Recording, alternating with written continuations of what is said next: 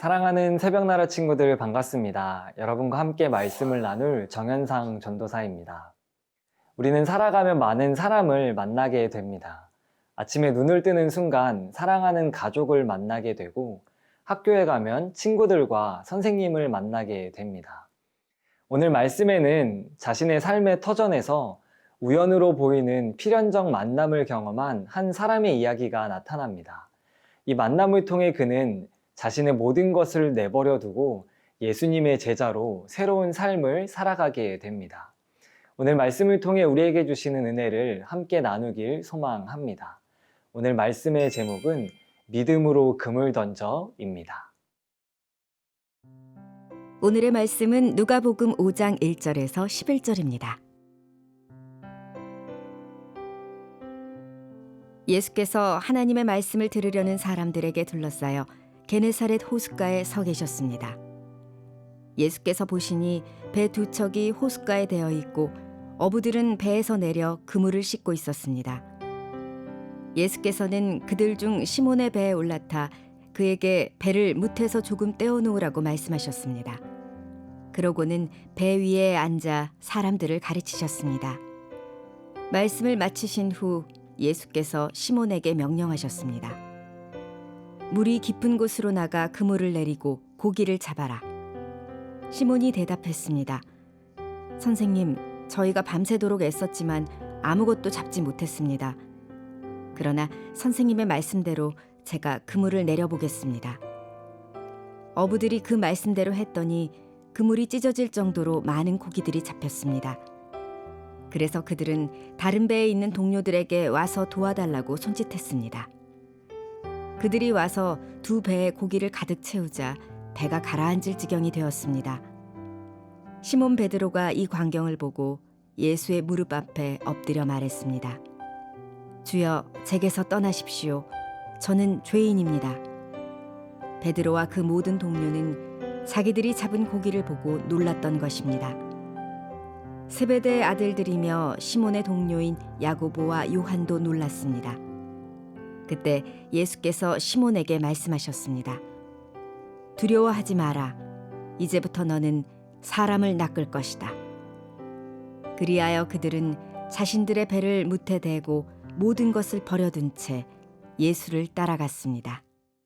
회당에서 말씀을 전하신 예수님, 그분의 사역은 게네사렛 호숫가에서도 계속됩니다. 우리 함께 본문 3절 말씀을 보겠습니다. 예수께서는 그들 중 시몬의 배에 올라타 그에게 배를 무태서 조금 떼어놓으라고 말씀하셨습니다.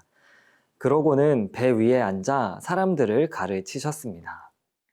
예수님은 많은 호수 중에 게네사렛으로 오셨습니다. 그리고 그곳에 있던 배 두 척 중에 시몬의 배에 올라타셨습니다. 누군가는 이를 보며 우연의 일치라고 표현하겠지만 우리는 우연을 가장한 필연적 만남임을 알 수 있습니다. 예수님이 게네사렛 호숫가에 가서 시몬의 배에 올라타신 이유는 베드로를 만나시기 위함이었습니다. 예수님은 회당이라는 곳에서 사람을 만나시고 이제 우리의 일상의 영역으로 오십니다. 그리고 그분의 사람을 만나 주십니다. 오늘 예수님은 시몬에게 물이 깊은 곳으로 나가 그물을 내리고 고기를 잡아라 말씀하십니다. 이에 베드로는 이렇게 대답합니다. 우리 함께 본문 5절 말씀을 보겠습니다. 시몬이 대답했습니다. 선생님, 저희가 밤새도록 애썼지만 아무것도 잡지 못했습니다. 그러나 선생님의 말씀대로 제가 그물을 내려 보겠습니다. 베드로는 자신의 경력과 상식을 의지하지 않고 예수님의 말씀을 믿으며 행동하였습니다. 그러자 놀라운 일을 경험하게 됩니다. 사랑하는 새벽나라 친구 여러분, 예수님은 오늘 우리의 삶에도 동일하게 다가오십니다. 그동안 내가 의지했던 생각, 경험이 아닌 예수님을 믿음으로 따를 것을 요구하십니다. 오늘 우리가 내려놓아야 할 나의 생각과 경험은 무엇이 있으십니까? 예수님과의 만남 앞에 모든 것을 내려놓고 그분을 믿음으로 따르는 우리가 되길 소망합니다.